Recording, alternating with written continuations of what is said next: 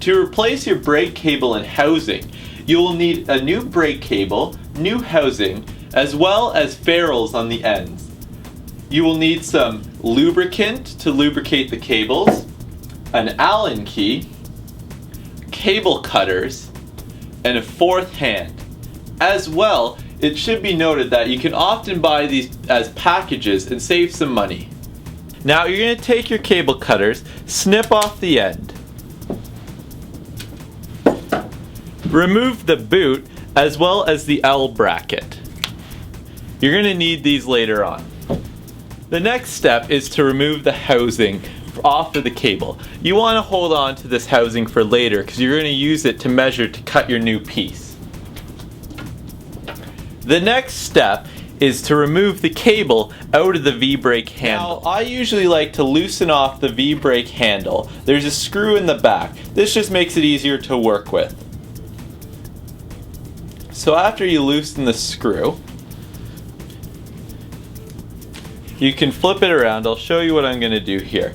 So there's a slot that runs down the handle. What you need to do is line up the slot in the barrel adjuster and then slide the cable out through this hole. And now in the actual handle itself, there's a further hole. All you need to do is rotate the cable and slide it out. Now, taking your old piece of cable housing, you're going to measure out the new one. You're going to cut it with bicycle cable cutters. Make sure that you have brake cable housing, because there is shifter cable housing, which has a metal lining inside of it. After you've correctly measured it, take your cable cutters and give it a nice snip.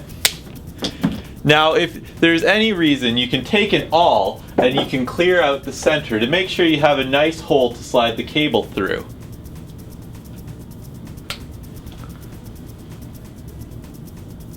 So now take your new brake cable and you're going to insert it through this hole, slide it down, insert it through the top of the brake handle, through the barrel adjusters. Now just give it a spin so it doesn't fall out of the barrel adjusters.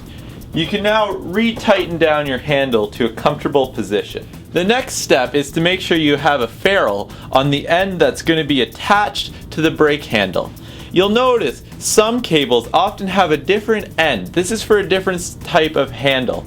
Just clip this off so you can insert the cable through the housing.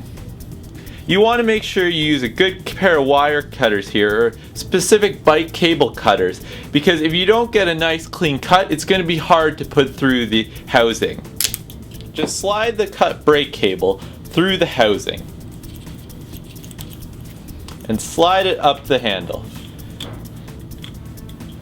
You now want to put a little bit of a lubricant right through this hole.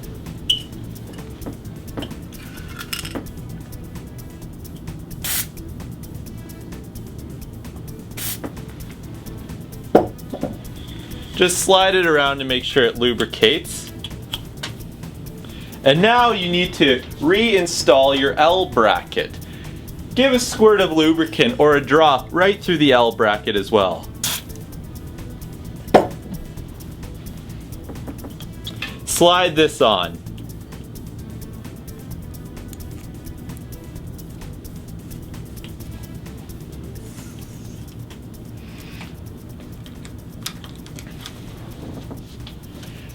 Now reattach your boot.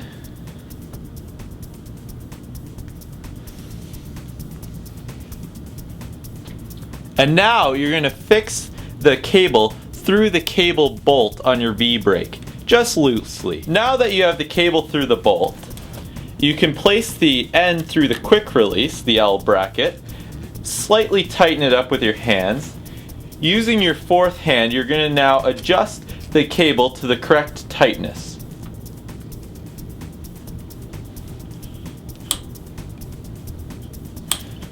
There we go. And now you're just going to tighten down this bolt.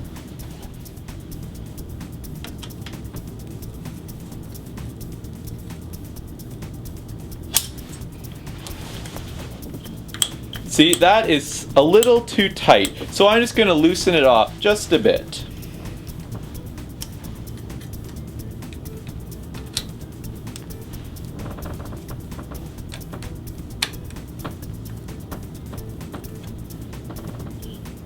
And that's going to be much better.